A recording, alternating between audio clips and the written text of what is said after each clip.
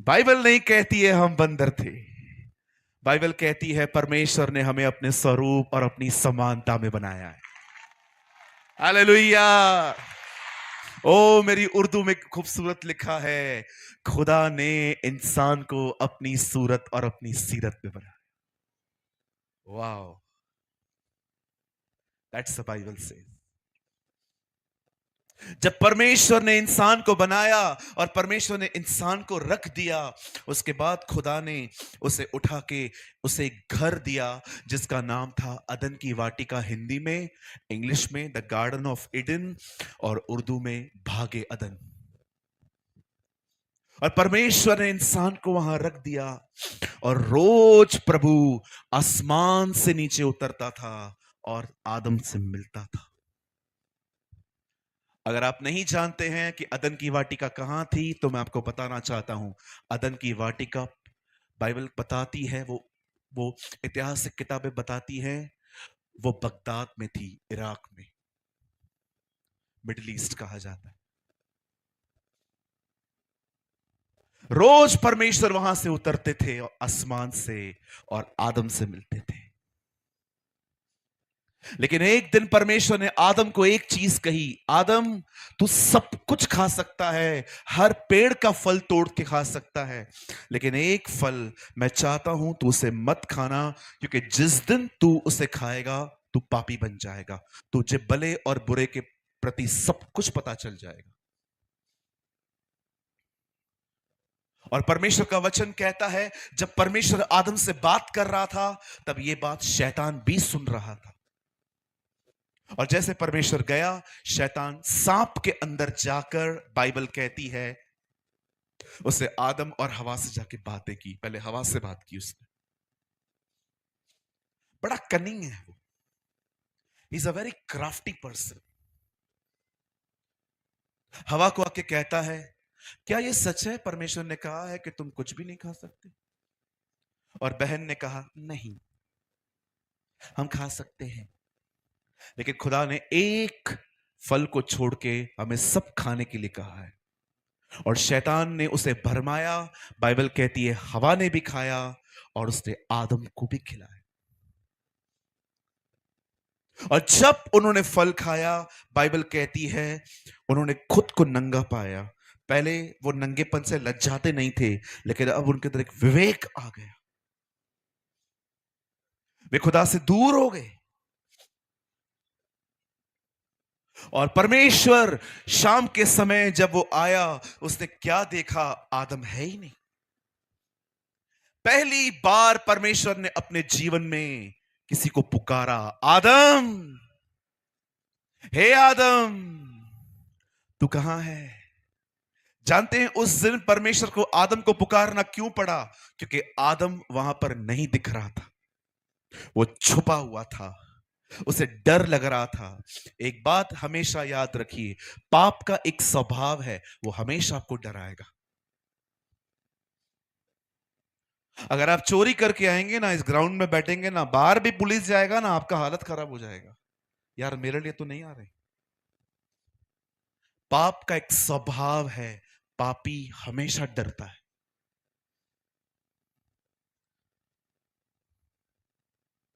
आप जानते हैं जब परमेश्वर आता है, सब देखा था उसने ऊपर से कि आदम ने क्या किया। उसके बाद भी नीचे आने के बाद सुनो कितना इनोसेंट क्वेश्चन वो उनको पूछता है। आके कहता है आदम, क्या तू क्या तूने वो फल खाया? अब आदम का जवाब सुनिए, तूने जो पत्नी दी थी, तूने, मैंने मांगी नहीं थी, तूने जो पत्नी दी थी उसने मुझे फल खिलाया है।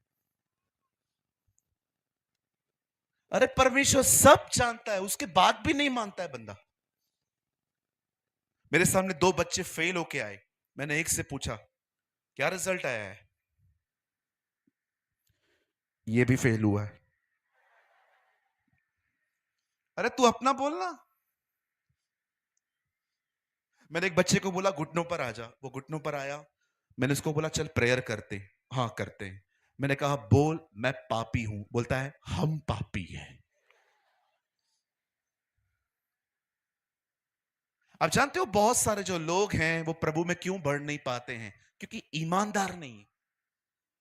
मैं पवित्रता की बात नहीं कर रहा हूं, ईमानदारी। मान लेना, हां मैं गलत हूं। इंग्लिश में कहते हैं ऑनेस्टी। कभी आपने इस बारे में सोचा है, जब यीशु ने सेवकाई चालू की, क्यों वो फरीसियों को डांटता था परंतु वेश्याएं, चोर और चुंगी लेने वालों के साथ वो प्यार क्यों करता था? जानते हैं क्यों? क्योंकि वो वेश्याएं और चुंगी लेने वाले अपने पापों को मानते थे। God love honest people. परमेश्वर को पसंद है उन लोगों का स्वभाव जो ईमानदार है, जो अपने पाप को मान लेते। कई लोग जब हम साधारण होते हैं ना, नीचे बैठते हैं, हम अपने गुनाहों को मान लेते हैं, पर जब हम बड़े हो जाते हैं ना, हम लोग मानना बंद कर देते हैं। कहीं ऐसा ना हो लोग मुझे क्या समझेंगे। परमेश्वर का वचन कहता है, परमेश्वर ने आदम से पूछा क्या तूने फल खाया? कहता है मुझे इस औरत ने दिया है। फिर परमेश्वर औरत के पास जाता है, क्या आपने फल खाया? कहती है मुझे सांप ने भरमा दिया। सब ब्लेम को शिफ्ट कर रहे थे। कोई भी अपना पाप स्वयं पर लेने के लिए तैयार नहीं था। मैं आप में से हर एक को कहना चाहता हूं, मेरे भाइयों मेरी बहनों, आदम की तरह न बने, यीशु की तरह बने। आदम अपना पाप दूसरों पर डालता है, यीशु दूसरों का पाप खुद पर लेता है। That's our Jesus. हमारा खुदा वो नहीं है जो हम पे दोष लगाता है, हमारे खुदा ने हमारे पाप अपने ऊपर लिए। इसलिए पतरस 2 अध्याय के 22 वचन में कहता है कि देखो कैसे उसने अपने हमारे पाप अपनी देह पर लिए, कैसे वो उस लकड़ी पे चढ़ाया गया हमारी वजह से। आप जानते हैं, जब परमेश्वर ने देखा इनमें से कोई ईमानदार नहीं है, तब परमेश्वर ने डिसाइड किया कि अब वो इनके साथ नहीं रहेगा, और परमेश्वर ने हमेशा के लिए उनको अपने आप से अलग कर दिया। शायद आप में से कोई ये बात न जानता हो, इसलिए मैं आपको बताना चाहता हूं, इंसान पाप करने के कारण खुदा से दूर नहीं गया, इंसान पाप न मानने के कारण खुदा से दूर गए। बहुत सारे लोगों की लाइफ में प्रॉब्लम पाप नहीं है, पाप न मानने वाला स्वभाव है। वो मानते नहीं है। क्या परमेश्वर नहीं जानता इस दुनिया में जितने लोग पैदा होते हैं सब में पाप है, पर परमेश्वर क्या उम्मीद करता है? हम अपने पाप को माने। जब परमेश्वर ने देखा कि आदम और हवा ने पाप किया है, परमेश्वर ने उनसे बात की, मुलाकात की। जब उन्होंने नहीं माना, तब परमेश्वर ने कहा अब यहां से निकलो। अब इंसान खुदा से दूर हो गया।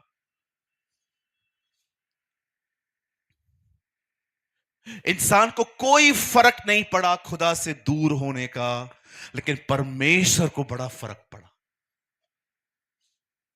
और परमेश्वर ने एक बार फिर से एक योजना बनाई इंसान से मिलने की। अब परमेश्वर पवित्र, हम पापी, वो ज्योति में, हम अंधेरे में। अब हमारा कोई मेल मिलाप ही नहीं है।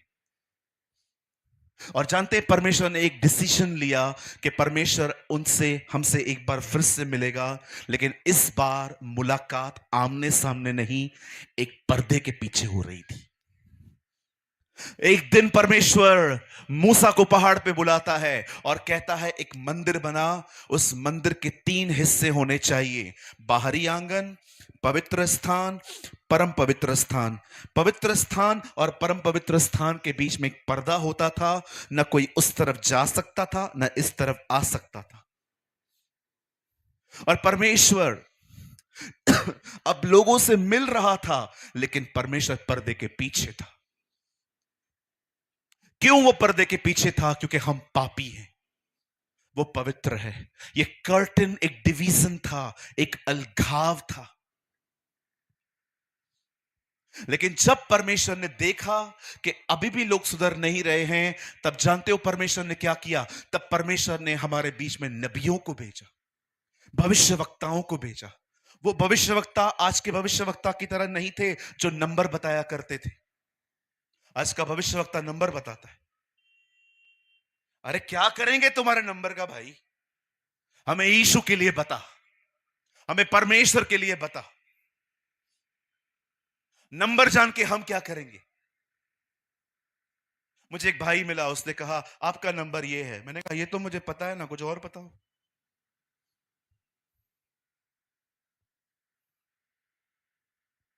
बाइबल कहती है उसने भविष्यवक्ताओं को भेजा। एक भविष्यवक्ता आया जिसका नाम था यशाया, और बाइबल कहती है उसने आके भविष्यवाणी की, एक कुंवारी गर्भवती होगी, पुत्र जनेगी, और परमेश्वर अपनी प्रभुता उसके कांधों पर रखेगा।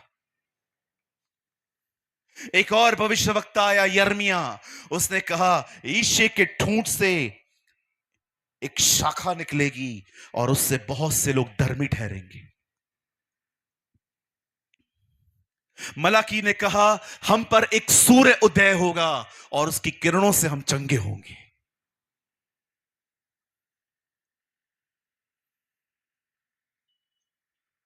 हर भविष्यवक्ता एक ही व्यक्ति के लिए बात कर रहा था, और वो व्यक्ति था यीशु मसीह। Oh hallelujah. एवरी प्रॉफिट, हर भविष्यवक्ता, हर नबी एक ही बात कह रहा था, वो आने वाला है।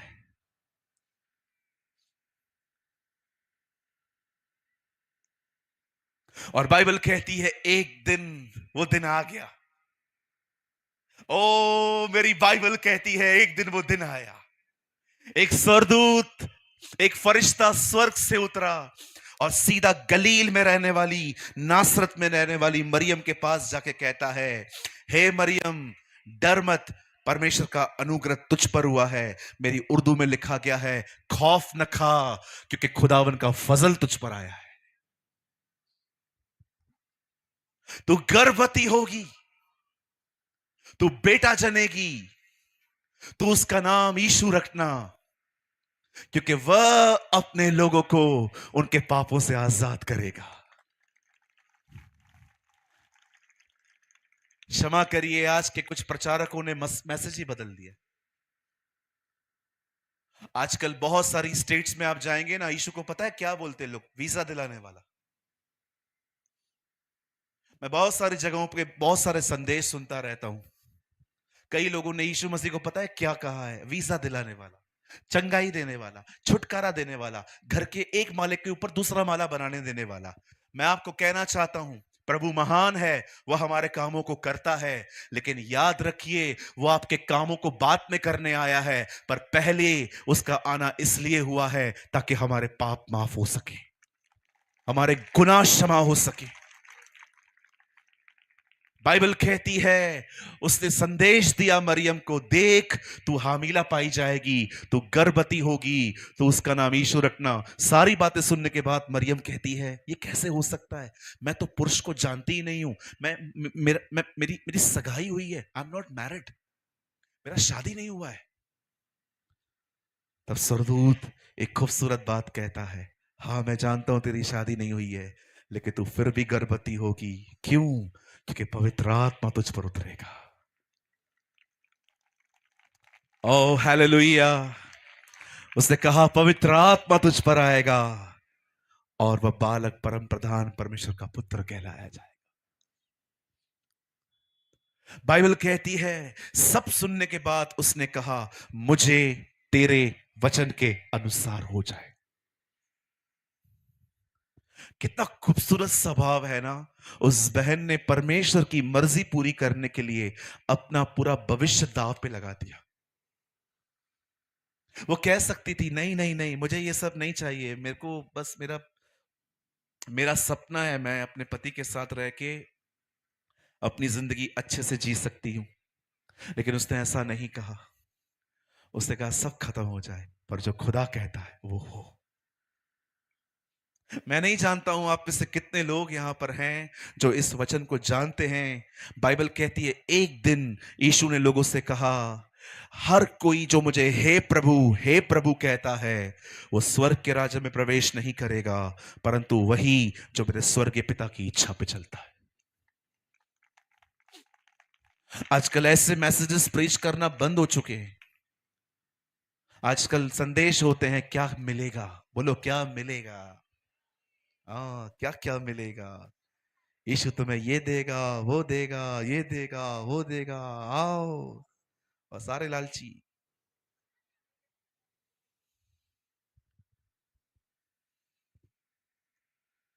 अगर आप प्रभु के पास कुछ पाने के लिए आए हो ना, तो मैं आपको कहना चाहता हूं, ये शुरुआत कोई खराब शुरुआत नहीं है। लेकिन अगर आपको प्रभु में आए हुए 8 या 9 साल हो गए हैं, लेकिन अभी तक आप मांग ही रहे हो, तो मैं आपको कहना चाहता हूं, ये एक बुरा अंत है। कुछ कहूं?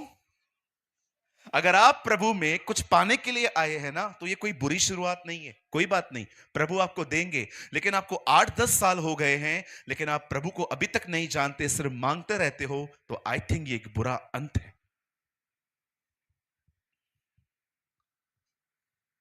एक बच्चा अगर डायपर पहन के घूमता है ना, तो समझ में आता है, क्योंकि वो अपना मोशन संभाल नहीं पाता, उसको ताकत नहीं होती टॉयलेट को संभालने की। इसलिए हम उसको एक एक हम उसको डायपर पहनाते हैं। लेकिन अगर एक 20-22 साल का बच्चा, लड़का अगर डायपर पहने, तो हम समझ सकते हैं कि वो बीमार है। मेरे चर्च में एक लड़का आता है, वो 25 साल का है, वो डायपर पहन के आता है। मैं उसको देख के मुझे कभी कभी रोना आता है, क्योंकि वो बीमार है बेचारा। अगर आप प्रभु में नए हैं और आप प्रभु से मांगते हैं, कोई बुरी बात नहीं है, आप मांगो। लेकिन अगर आप पुराने हैं, आपका परिवार ही मसीह परिवार है, आपका जन्म ही एक मसीह परिवार में हुआ है, तो आपको आगे बढ़ना चाहिए। आपको सिर्फ मांगना नहीं चाहिए, आपको उसको कहना चाहिए, यहां मेरा जीवन है, ले और उसका इस्तेमाल कर। हालेलुया। बोलो यीशु मसीह की। आप जानते हैं, जब स्वर्गदूत मरियम से बात करके वहां से चला गया, बाइबल कहती है पवित्र आत्मा ने मरियम के अंदर यीशु को उत्पन्न करना स्टार्ट किया। ओ, पवित्र आत्मा ने परमेश्वर के पुत्र को मनुष्य का पुत्र बना दिया, ताकि मनुष्य के पुत्रों को परमेश्वर का पुत्र बनाए। यस। और एक दिन बाइबल कहती है 9 महीने के बाद यीशु का जन्म हुआ। 30 साल तक वो अपने माँ बाप के साथ, अपने पेरेंट्स के साथ, अपने परिवार के साथ रहा। और एक दिन उसने अपना काम सब बंद कर दिया, और वो यरदन नदी पे आया। और जानते हैं उसने क्या किया? उसे बपतिस्मा लिया। गए पास वाले को डुबकी लगा के बपतिस्मा लिया। हाँ। कितने साल का था यीशु? छोटा था कि बड़ा था? हम तो छोटों को भी दे देते थे। मैं बहुत सारे लोगों को जानता हूं, बच्चों को बपतिस्मा देते। यीशु छोटा था।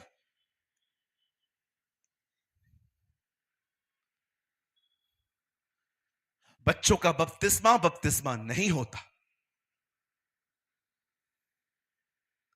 मुझे एक भाई ने कहा, पास्टर मुझे एक आर्टिकल लिख के दो। मैंने कहा टॉपिक क्या है? बच्चों का बपतिस्मा। मैंने कहा ठीक है, मैं आज से लिखना चालू करता हूं, 2 दिन के बाद लेके जाना। 2 दिन के बाद वो मेरे ऑफिस में आया, और मैंने उसको 5-6 पन्ने स्टेपलाइज करके स्टेपलर लगा के दे दिए, और उसे लिया। हाँ। ऊपर मैंने लिखा था बच्चों का बपतिस्मा। पहले पेज पे मैंने कुछ भी नहीं लिखा था, दूसरे पेज पे भी मैंने कुछ नहीं लिखा था, तीसरे पे भी मैंने कुछ नहीं लिखा था, चौथे पे भी मैंने कुछ नहीं लिखा था, किसी भी पेज पे मैंने कुछ भी नहीं लिखा था। और जब उसे देखा, उसने कहा पास्टर आपने कुछ लिखा नहीं है। मैंने कहा क्या लिखूं, बाइबल में ही नहीं लिखा है कुछ। अरे क्या लिखूं, बाइबल में ही नहीं है, अपना बना के लिखूं। पास्टर ये तो गलत है। मैंने कहा गलत तो तू कर रहा है। अगर एक बच्चे को बपतिस्मा दिया जाता है, तो मुझे बताइए उस बेचारे को पता क्या है बपतिस्मा है क्या? हम उसको बोलेंगे बपतिस्मा लेना है, दे दो, मैं चॉकलेट की तरह बपतिस्मा भी ले लूंगा। कुछ लोग तो कहते हैं बपतिस्मा जरूरी ही नहीं है। क्यों? क्योंकि वो जो चोर यीशु मसीह के बाजू में टंगा हुआ था ना, उससे बपतिस्मा नहीं लिया था। किधर किधर से पकड़ के लाते हो रे यार, किधर किधर से छाट के निकालते हो अपने फायदे के लिए। उसने पाप किया था और उससे बपतिस्मा नहीं लिया, तुम यीशु को क्या कहोगे जिसने पाप न करके भी बपतिस्मा लिया? हालेलुया। बोलो यीशु मसीह की। कितने लोग मेरी बातों को समझ पा रहे हैं? बाइबल कहती है वो 30 साल का हुआ और दरियाए यरदन पे आया और उससे बपतिस्मा लिया। और बाइबल कहती है जब उससे बपतिस्मा लिया, ऊपर से पवित्र आत्मा आया और ऊपर से आवाज आई, यह मेरा प्रिय पुत्र है जिससे मैं प्रसन्न हूं। कई लोग कहते हैं सिर्फ पिता महत्वपूर्ण है, कुछ लोग कहते हैं पुत्र महत्वपूर्ण है, कुछ लोग कहते हैं पवित्र आत्मा महत्वपूर्ण है। मैं आपको कहना चाहता हूं ये तीनों महत्वपूर्ण हैं। बेटा खड़ा है, आत्मा उतर रहा है, पिता कहता है यह मेरा प्रिय पुत्र है, ये तीनों एक साथ दिखाई दिए। Oh hallelujah. पिता का प्रेम, हमारे प्रभु यीशु मसीह का अनुग्रह और पवित्र आत्मा की सहभागिता, बाप की मोहब्बत, बेटे का फजल और पाक रूह की रिफाकत और शराकत। पिता ने प्रेम किया, बेटा दिया, बेटे ने अनुग्रह दिया, पवित्र आत्मा दिया। अब वो पवित्र आत्मा को क्या दे रहा है? सहभागिता।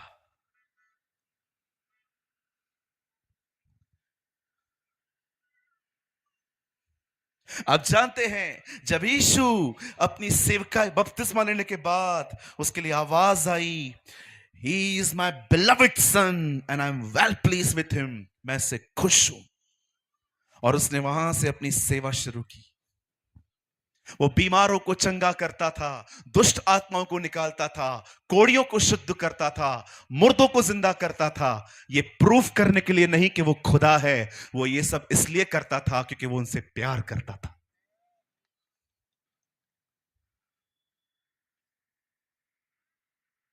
वो बीमारों को चंगा करता था, दुष्ट आत्माएं निकालता था, कोड़ियों को शुद्ध करता था, मुर्दों को जिंदा करता था। पर क्या आप इस बात को जानते हैं? उसे 3.5 साल की सेवकाई में सिर्फ एक ही संदेश प्रचार किया, अलग अलग तरीकों से एक ही संदेश, और वो संदेश था परमेश्वर का राज्य। He only preached the kingdom of God। क्या है परमेश्वर का राज्य? बहुत सारे लोग इसे समझ नहीं पाते हैं। मैं आपको सेकंड्स में समझाता हूं, आसानी से। परमेश्वर ने मुझे समझाया है। जब परमेश्वर ने इंसान को बनाया तो उसको अपने स्वरूप और अपनी समानता में बनाया। यहां देखिए, बहुत साल तक मैं ये कहता रहा कि परमेश्वर ने 6 दिन में दुनिया बनाई, उसके बाद उसने मनुष्य बनाया। लेकिन कई सालों से मुझे परमेश्वर ने कहा इस वाक्य को बदल। अब ये मत बोल कि मैंने दुनिया बनाई और मनुष्य बनाया। अब ये बोल मैंने दुनिया बनाने के बाद अपना घर बनाया। आप परमेश्वर का घर हैं। You are the temple of the Lord. परमेश्वर उस मंदिर में नहीं रहता जो आप बनाते हैं। परमेश्वर अपने हाथ के बनाए हुए मंदिर में रहता है और वो आप हैं। You are the temple of the living God. आप परमेश्वर का मंदिर हैं। आप जानते हैं जब परमेश्वर ने मनुष्य को बनाया तो उसने क्यों बनाया? ताकि वो उसके अंदर रहे। इसलिए दाऊद कहता है तू मेरे छुपने का स्थान है। हम उसमें छुपते हैं, वो हम में। लेकिन जब आदम ने पाप किया, परमेश्वर के घर से उसको निकाल दिया। परमेश्वर के एक दास पॉल वॉशर ऐसा कहते हैं कि परमेश्वर ने मनुष्य को बाद में निकाला, पहले मनुष्य ने परमेश्वर को निकाला। अब इंसान ने खुदा को उसके घर से निकाल दिया। इसीलिए आपने देखा यूहन्ना 1 अध्याय में लिखा है, आदि में वचन था, वचन परमेश्वर के साथ था, वचन परमेश्वर था।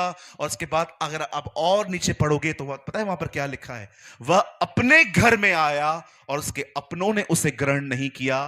वो ये नहीं कहता वो इज़राइल में आया, लिखा है वो अपने घर आया। इसीलिए प्रकाशित वाक्य की आखिरी कलीसिया को लिखा है, मैं द्वार खटखटा रहा हूं, मैं अपने घर पे खटखटा रहा हूं, मैं अंदर आना चाहता हूं। ओह, जब परमेश्वर ने इंसान को बनाया था तो अपने लिए बनाया था, लेकिन इंसान ने पाप करके उसको दूर किया। लेकिन जब यीशु मसीह आए तो बताया उन्होंने क्या कहा? उन्होंने कहा पश्चाताप करो, स्वर्ग जाने के लिए नहीं, क्योंकि परमेश्वर का राज्य निकट है। वो ये कहना चाह रहा था पश्चाताप करो, जिस खुदा को तुमने निकाल दिया था वो वापस तुम्हारे अंदर आके राज्य करेगा। That's he preach. मैं आप में से हर एक को कहना चाहता हूं, वह दिन आ रहे हैं और अब भी हैं। मैं आपको कहना चाहता हूं, परमेश्वर आपके अंदर राज्य करना चाहता है।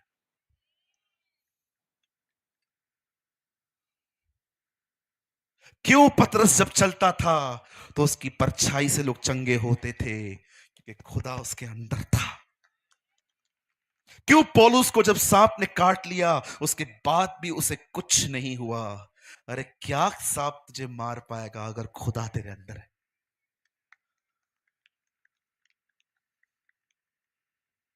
क्यों दाऊद गोलियत को देख के नहीं डरा? क्योंकि छोटे से लड़के के अंदर परमेश्वर रहता था। ये वो लोग थे जिनके अंदर प्रभु रहता था। आप भी हैं जिसके अंदर वो रहता है, लेकिन हमारा ध्यान अंदर नहीं बाहर है। जानते हैं, यीशु मसीह बीमारों को चंगा करता था, दुष्ट आत्माओं को निकालता था, कोड़ियों को शुद्ध करता था। और एक दिन बाइबल कहती है एक समय आया। अगर आप ये बात नहीं जानते हैं तो मैं आपको बता देता हूं। यीशु हमेशा यरूशलेम जाते थे, लौट आते थे। लेकिन जानते हैं, जिस रात वो यरूशलेम गया और पूरी रात वहां रहा, उसी रात वो गिरफ्तार। एक रात वो एक भाग में, एक बगीचे में बैठा था और लोग उसके पास आए और उन्होंने उसको पकड़ लिया। पहले उसे चाटे मारे, दाढ़ी से खींच के लेके गए उसको। यशाया 53वें अध्याय में लिखा है, सॉरी, यशाया में कहां लिखा है, मुझे रेफरेंस याद नहीं है, लिखा है उन्होंने मेरी गाल मोच खींची और वो उसे ले गए। इतिहास के पन्नों पे लिखा है जब उसे एक कोड़ा लग रहा था, उसकी 9 जगहों का मांस बाहर निकल रहा था। इसीलिए खुदा के पाक कलाम में लिखा गया है, जैसे खेत पर हल चलता है वैसे उसकी पीठ हो गई थी। उसके बाद वो उसे मारते मारते ले गए।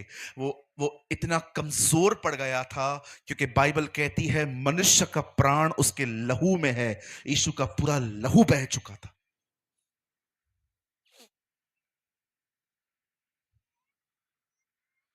और अंत में वो इतना कमजोर पड़ गया कि वो अपनी लकड़ी को भी नहीं उठा पा रहा था। उन्होंने एक व्यक्ति को कहा तू उसकी लकड़ी को उठा, और वो लोग, लिखा है शिमोन कुरैनी उसकी लकड़ी को उठा उठा के चल रहा था। आपको क्या लगता है लकड़ी भारी थी? हमारे पाप भारी थे। जो दुनिया से उठा के चलता है उसके लिए लकड़ी उठाना कौन सी बड़ी बात है? वो लकड़ी नहीं उठा रहा था, वो हमारे गुनाहों को उठा रहा था। मारते मारते वो उसे ले गए, और जब उन्होंने उसे वहां पर लकड़ी पे चढ़ा दिया, और बाइबल कहती है वहां पर भी वो एक ही प्रार्थना कर रहा था, ऐ बाप तू इन्हें माफ कर, हे पिता इन्हें क्षमा कर, ये नहीं जानते हैं ये क्या कर रहे हैं। प्रभु ये कैसे हो सकता है, कोई किसको मार रहा है और उसको पता नहीं चल रहा है? उनको पता चल रहा था कि वो उसे मार रहे हैं, पर वो ये नहीं जानते हैं वो खुदा के बेटे को मार रहे हैं।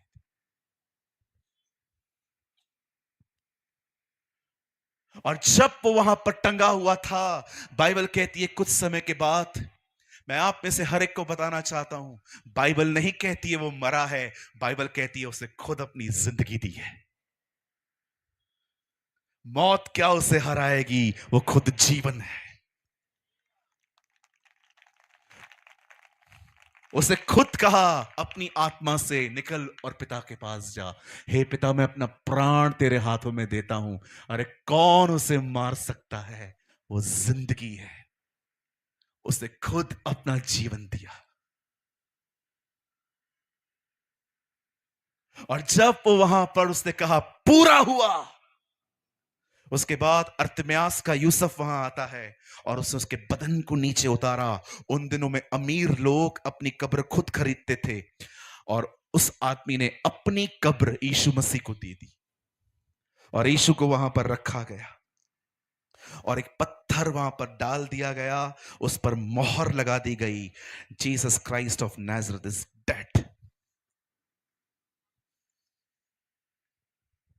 आप जानते हैं, और जब तीसरे दिन उन बहनों को लगा कि चलो आज तीसरा दिन है, चलते हैं बदन को देखने के लिए, अपने हाथ में परफ्यूम्स और बहुत सारी चीजों को वो लेकर गई।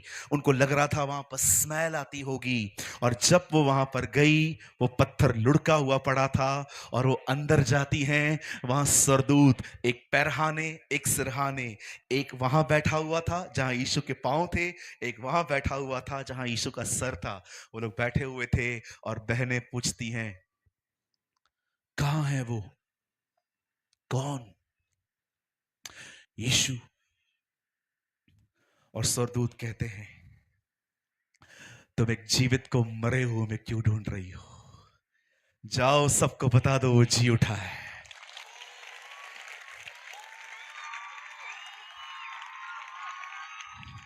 ओ जीवन मौत को निकल गया।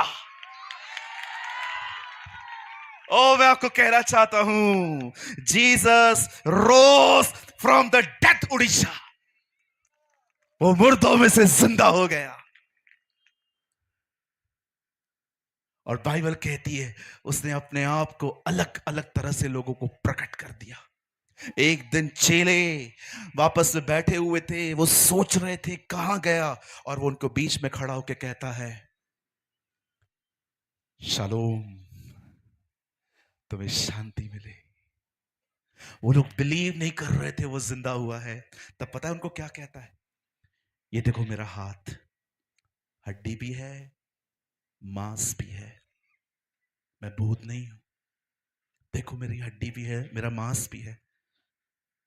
प्रभु, आप एक चीज भूल रहे हो, इंसान हड्डी और मांस से नहीं बनता है, उसमें लहू भी होता है। यीशु ने ये नहीं कहा देखो मेरे हाथ को, हड्डी भी है, लहू भी है, मांस भी है। उसने कहा देखो हड्डी भी है, मांस भी है। लहू का जिक्र क्यों नहीं किया? क्योंकि वो उसने क्रूस पे बहा दिया।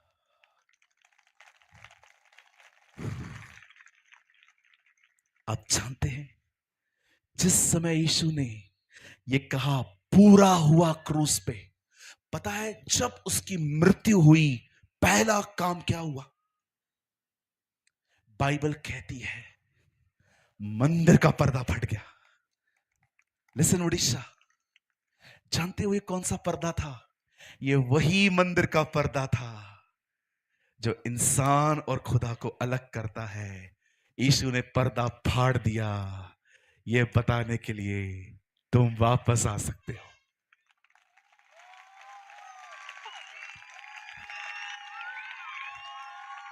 सुसमाचार ये नहीं है कि यीशु तुम्हें चंगाई देगा, हां वो चंगा करता है। सुसमाचार ये नहीं है कि वो तुम्हें अमीर करेगा, हां वो हमारे दंदों को बरकत देता है। सुसमाचार ये नहीं है कि वो तुमको वीजा दिलाएगा, हां वो वीजा भी देता है, वो हमारे सारे काम करता है। लेकिन इस बात को हमेशा याद रखिएगा, सुसमाचार यह है कि हम पापी थे और परमेश्वर ने हमारे पाप अपने पुत्र पर डाले ताकि हमारा उससे मेल मिलाप हो सके। That is the gospel, that is that is a real gospel. और मैं आप में से हर एक को बताना चाहता हूं, मेरे भाइयों मेरी बहनों, अब आप में से हर कोई परमेश्वर की उपस्थिति में जा सकता है। क्यों? क्योंकि उसने आपके पाप अपने ऊपर उठा के वो लकड़ी पे मरा। अब आप उसकी संगति में जा सकते हो, अब आप उसके साथ संगति कर सकते हो। मैं आज आप में से हर एक को एक याजक होने के नाते इनवाइट करता हूं, जाओ पर्दे के अंदर। जानते वहां कौन है? जानना चाहते? वहां परमेश्वर नहीं है। क्या? वहां परमेश्वर नहीं है, वहां पिता है।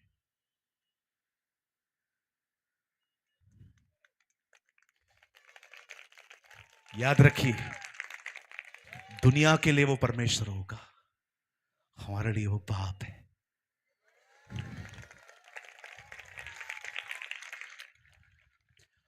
अब पौलुस की कोई भी पत्री उठा के पढ़ो, हर पत्री की शुरुआत पता है वो कैसे करता है? परमेश्वर पिता की ओर से तुम्हें अनुग्रह और शांति मिलती रहे। नए नियम में लोगों को सबसे महान प्रकाशन जो परमेश्वर के बारे में पता चला वो ये था, वो एक पिता है, वो एक बाप है। अरे आप जो बहनें बैठी हुई हैं, बाप का प्यार क्या होता है आपसे बढ़कर कोई जानता है क्या? वो बाप है। जब गुलशन एस्तर प्रभु की उपस्थिति को पाती है, इसलिए उस बहन ने अपनी पहली किताब यही लिखी, पर्दा फट गया। वो जानती थी यीशु मसीह ने उसके लिए क्या किया। आज आप में से बहुत सारे यहां पर लोग हैं, भीड़ में घूमते हो फिर भी अपने आप को अकेला फील करते हो। जानते हो क्यों? क्योंकि आपने यीशु के बारे में सुना है पर आप उसके पर्दे के अंदर नहीं गए। आज मैं आप में से हर एक को इनवाइट करता हूं, मेरे भाइयों मेरी बहनों, जाइए उस कर्टन के पीछे। मैं आपको कहना चाहता हूं, एक परमेश्वर है जो आपसे प्यार करता है। उसने आपको पाने के लिए अपनी जिंदगी दी है, वो बलिदान हुआ है। और मैं आपको वादा करता हूं, क्योंकि इसके वचन में लिखा है, इसी यही यीशु जो मारे गए, गाड़े गए, जी उठे। बाइबल कहती है अपनी मृत्यु के बाद और जी उठने के बाद 40 दिन 40 रात वो हमारे बीच में था, सवा महीना लोगों से बातें कर रहा था, मछली के टुकड़े खा के दिखाता था उनको कि मैं जिंदा हूं। And let me tell you Odisha, वही यीशु बहुत जल्द बादलों पे आने वाला है। yes. मैं बंद करने से पहले एक लाइन कहना चाहता हूं, यहां देखिए, उसका पहली बार आना पापियों के लिए था। हम सब पापी थे,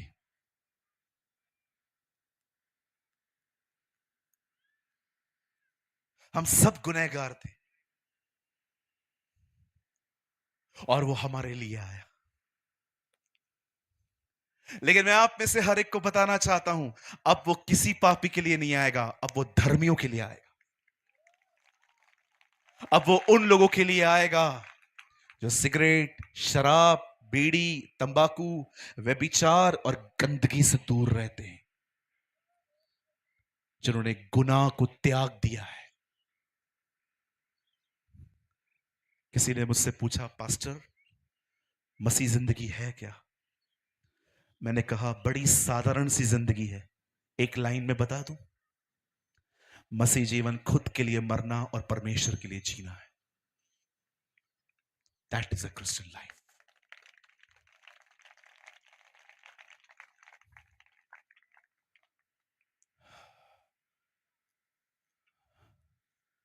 बहुत जल्द वो हमारे बीच में आने वाला है। जाइए उसकी उपस्थिति में। ओ खुदा हवा चला रहा है।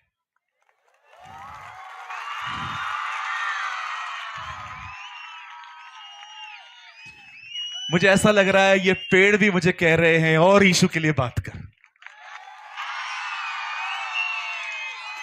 सारी सृष्टि उसके पुत्रों का इंतजार कर रही है।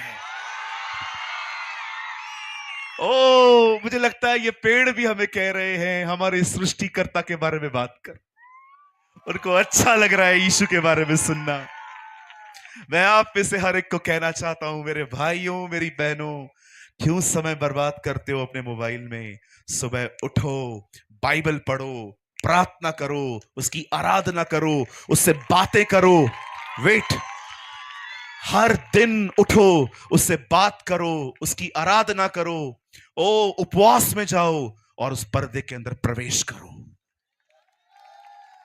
विश्वास कीजिए, जब आप उसके साथ समय बिताएंगे, हर दिन उसकी उपस्थिति में जिएंगे, मैं आपको सच कहता हूं, आप जहां कहीं भी उसकी उपस्थिति में जाएंगे ना, विश्वास कीजिए, जो उसकी उपस्थिति में चलते हैं उनके लाल समुद्र दो भाग होते हैं, उनकी यरियों की शहरपनाएं जो हैं वो टूटती हैं, उनके शेरों के मुंह बंद किए जाते हैं। क्यों? क्योंकि वो परमेश्वर की उपस्थिति में जीते हैं।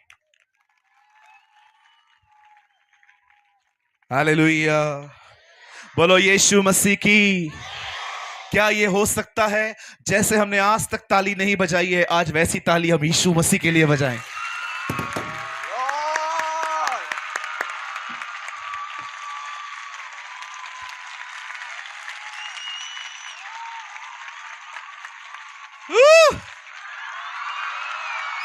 Come on, somebody shout for the Lord.